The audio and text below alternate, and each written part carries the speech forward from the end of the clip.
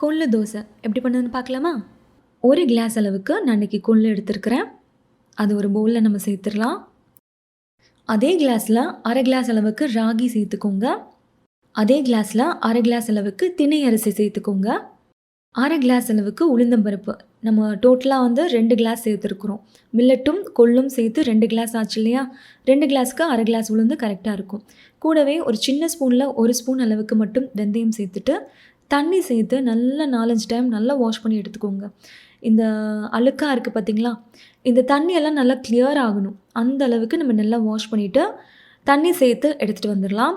இப்போ இது over night ஊறட்டும். குறைஞ்சது 8 மணி நேரத்துக்கு கண்டிப்பாக ஊறணும். பாருங்கள், நான் ஒரு 8 மணி நேரத்துக்கு நல்லா ஊற விட்டு எடுத்துகிட்டு வந்திருக்கிறேன். நல்லாவே ஊறி வந்திருக்கு. இந்த தண்ணியை நம்ம ஃபில்ட்ரு பண்ணிவிட்டு இதை அப்படியே ஒரு மிக்ஸி ஜாருக்கு ட்ரான்ஸ்ஃபர் பண்ணிக்கலாம். அரைக்க தேவையான அளவுக்கு தண்ணி சேர்த்துக்கோங்க. நல்லா ஃபைன் பேஸ்ட்டாக அரைச்சி இது ஒரு பவுலுக்கு நம்ம ட்ரான்ஸ்ஃபர் பண்ணிக்கலாம். மாவு பாருங்கள், நல்லா ஃபைனாக இருக்கணும். இந்த மாவுக்கு தேவையான அளவுக்கு உப்பு சேர்த்துட்டு உங்கள் கை வச்சு நல்லா மிக்ஸ் பண்ணி விட்டுக்கோங்க. மிக்ஸ் பண்ணியாச்சு. இப்போ நம்ம லிட் போட்டு க்ளோஸ் பண்ணிடலாம். மாவு புளிச்சு வரட்டும்.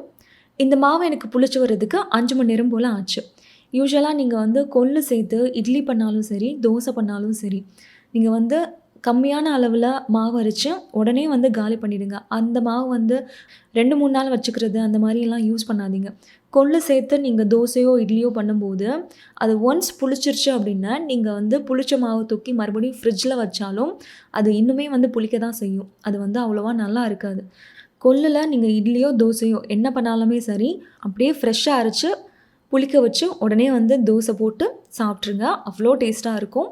உடனே மாவு காலி பண்ணுற மாதிரி பார்த்துக்கோங்க. பேன் லைட்டாக சூடானதுக்கப்புறமா நம்ம தோசை போட்டு எடுத்துடலாம். நான் லைட்டாக நெய் போட்டு தான் செஞ்சுருந்தேன்.